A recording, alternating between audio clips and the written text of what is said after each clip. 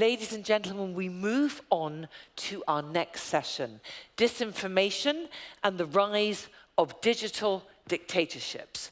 Just while the gentlemen are pushing back the furniture, I will now call on our next moderator and our next panelists. You all set? Fantastic. We are ready. So, ladies and gentlemen, it gives me great pleasure to introduce to you Manira Alva, Vice President, Vital Voices, and the panelists of the session for Disinformation and the Rise of Digital Dictatorships.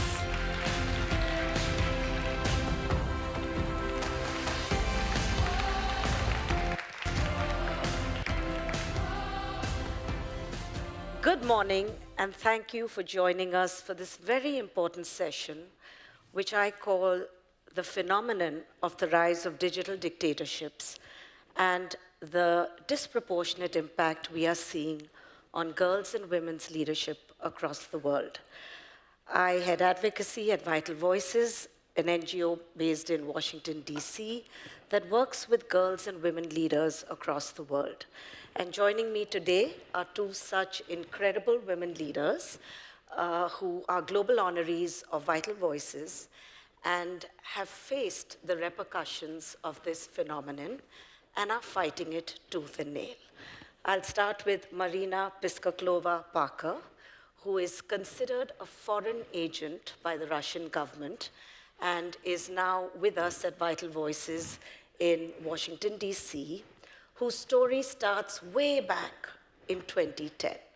Marina, can you tell us what it is to be an activist in Russia, started the first women's domestic violence helpline, and what it meant to suddenly find yourself in the eye of a digital storm? Yes, thank you. You know, it's very interesting because when the disinformation against me started in Russia back in 2010, I think I was one of those guinea pigs for those agencies and organizations, radical groups. They were testing it on me. Basically what they did, somebody gathered some information on me, and then it is a little bit of lie, it is a little bit of truth, and they put together information on the internet that first was not mainstreamed. Starting in 2012, it became like more and more about me when you enter my name on the internet. And later, that led to my organization being recognized as a foreign agent. And later, they started using it to discredit not only me and my organization, but the whole movement, other activists. So basically, what started, the other interesting thing, initially it was like anonymous. You know, somebody did it, like not clear who. Then that agency identified themselves, and it's a group associated with the government, and funded by Russian oligarchs, and they had my picture on their website for several years, like on a front page. We can discuss where it leads, because this is just a flavor how it started. But then at the beginning, I didn't also know what it is. It was unpleasant, it was not nice, but then when it started growing and then they made a PowerPoint presentation based on that information, they went to the Russian parliament, to the Duma with it, they went around the country with it. So the whole discrediting campaign started because they were trying to stop a law on domestic violence.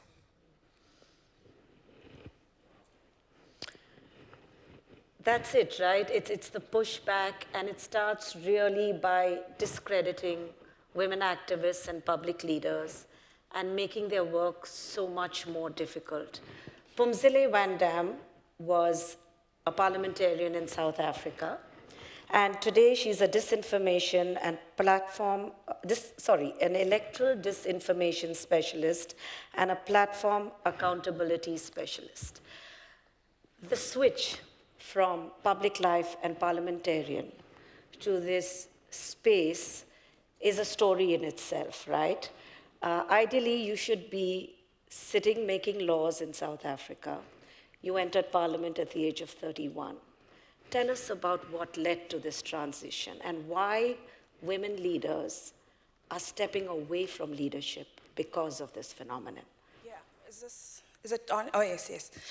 So yeah, as you correctly say, I was elected to parliament at 31, and I came in bright-eyed and bushy-tailed, and I was going in there and change the world. As soon as I started kind of doing well, when I got public recognition for my work, then suddenly these attacks started, and I couldn't understand why. And I think this is a phenomenon that a lot of women, particularly in politics, have to put up with. You put up with attacks from the opposition, where in real life, when you're in parliament, when you're in meetings, they say these things about you. They sexualize it. They use these tropes. You're aggressive. You're arrogant. These qualities, when they're in men, you know, they're admirable. And those kind of tropes are used to kind of silence women. I remember when, after I delivered my very first speech in Parliament, I had red lipstick on, and the husband of another female MP and said to me, you know, you really need to tone it down. People don't like progressive women. So I was like, oh, okay. Red lipstick all the time. Phumzile, we would have loved to see your red lipstick here today. It became my war paint. She's got the red nails today. I forgot to wear it today. So then what the online space does is, where the attacks would be in kind of live, you know, in meetings and in parliament, it gives an online outlet to spread that kind of disinformation about you. And for me, it came in the form of bot attacks. It was a political party that launched around the same time there was an election, and the platform they launched it on is Phumzile Damme is arrogant. So there was never an ability to kind of criticize women on their work. It was to criticize them on personal attributes. Oh, she's fat, she's this, she's that.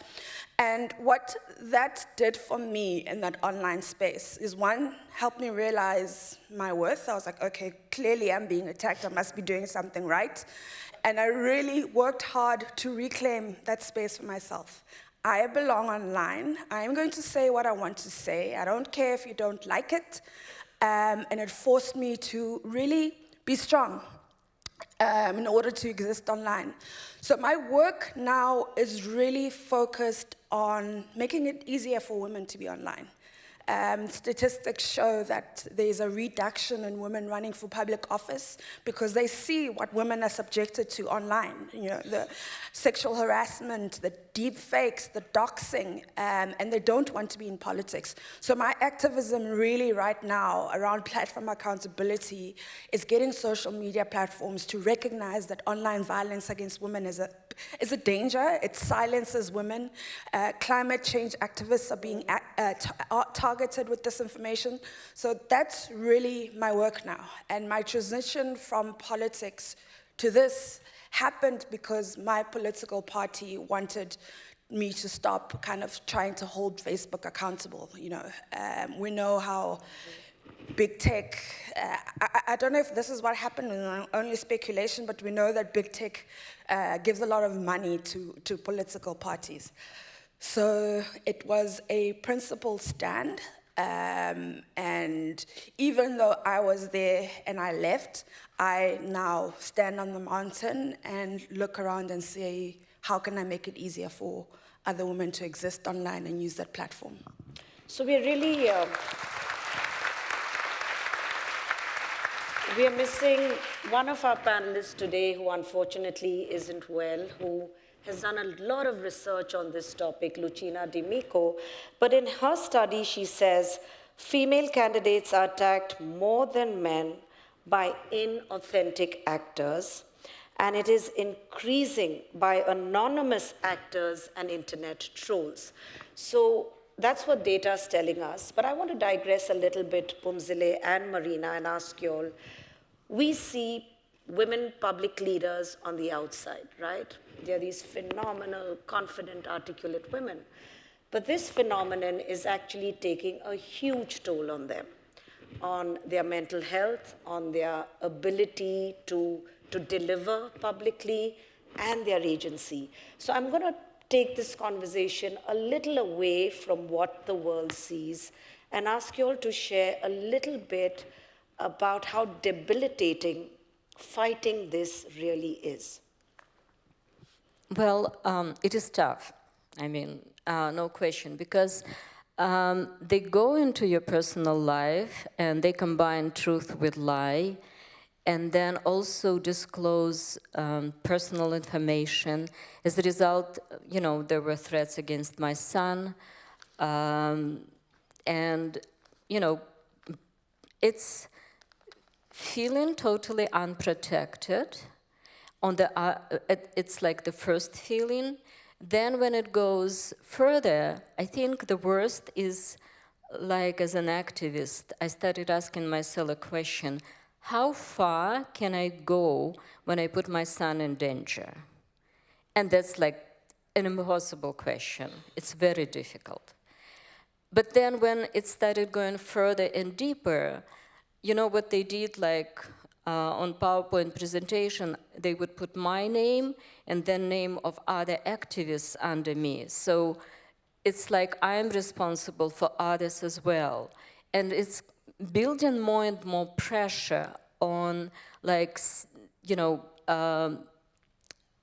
making me an enemy within the society, alienating. And at the beginning, I think the most difficult was to recognize it, because at that time, it was not a widely recognized phenomena yet. Now, when it is more and more visible, it's like, you know, I understand it's a campaign, but at the beginning, I took a lot of personal responsibility, thinking like, how can I change it for others? Like, how can I protect my, you know, sisters in arms? I felt responsible, and so it hits you at different levels. Yes, what it does also, it builds resilience and resistance. But that's the nature of activism. It's still, you know, we go with that. But the interesting thing is that at that time, we didn't have any strategy dealing with that. You know, we would discuss, for example, do we go in a court with that? But then courts are corrupt.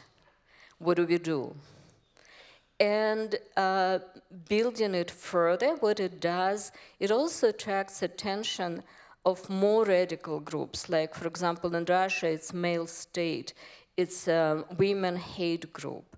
So that, and they are now recognized as an extremist group, even in Russia.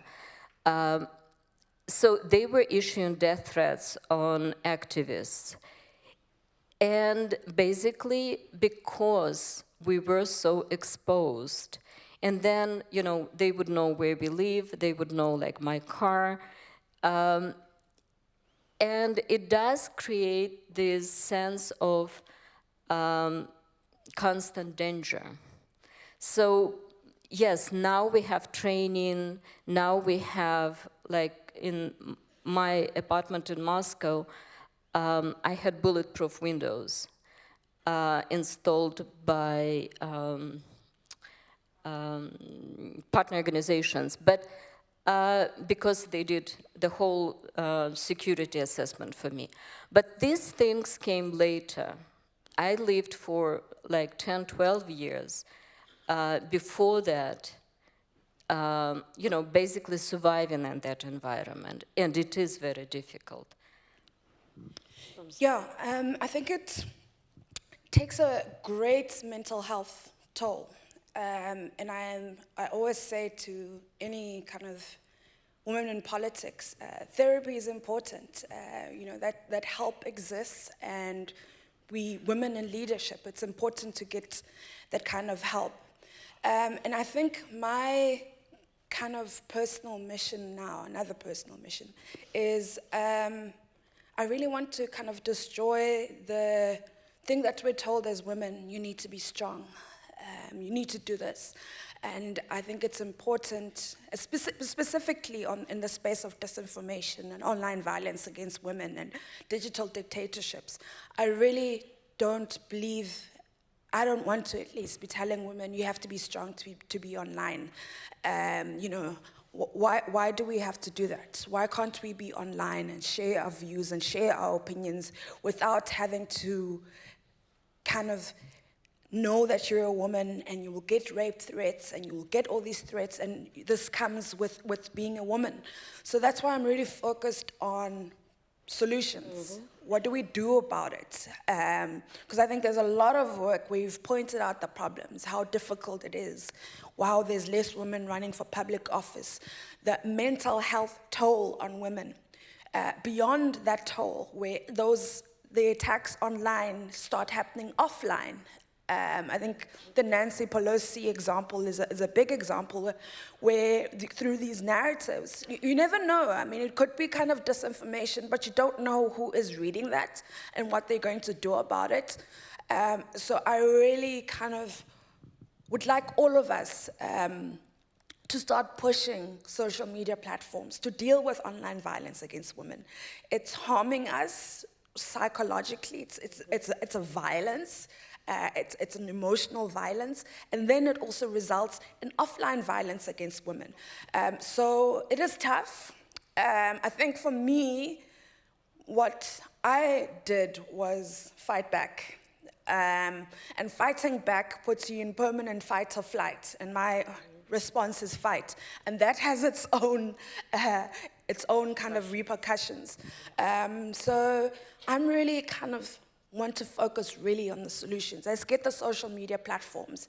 Let's get the regulations in place. Let's get the policies in place so that we can all be online and share our opinions and have women in leadership, occupying leadership positions in their numbers, because it's going down here. Absolutely. So just some of the data. Freedom House, for the 12th consecutive year in its report, says the decrease in global internet freedom, and within that, women are specific targets. We know that the Chinese government has intensified censorship of online content related to the rights of women. In Saudi Arabia, we have had Noura convicted for tearing society apart on social media. And Iran, we know that the state uses surveillance to figure out who is resisting the hijab law. So we are seeing it across several sectors, several verticals, several genres that kind of affect girls and women. So if you were to ask this group on how they can help your causes, what would that be? Marina. Okay.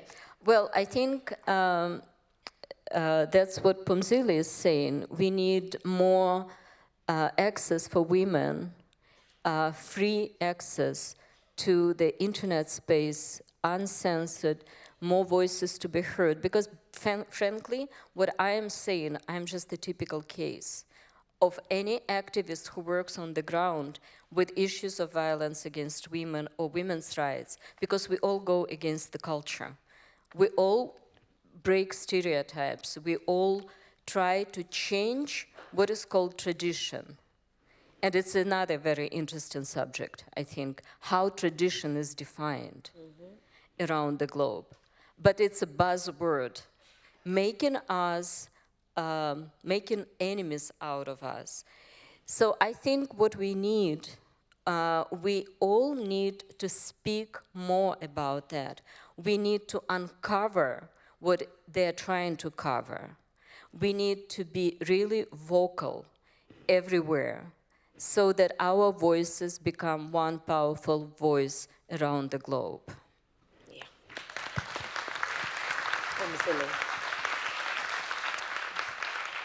So I've spoken about the push against social media platforms, and with digital dictatorships, that's also another tool that's used to silence. And in countries such as Zimbabwe, so that's the kind of the next, what I do is I run election integrity projects focused on combating and identifying digital disinformation.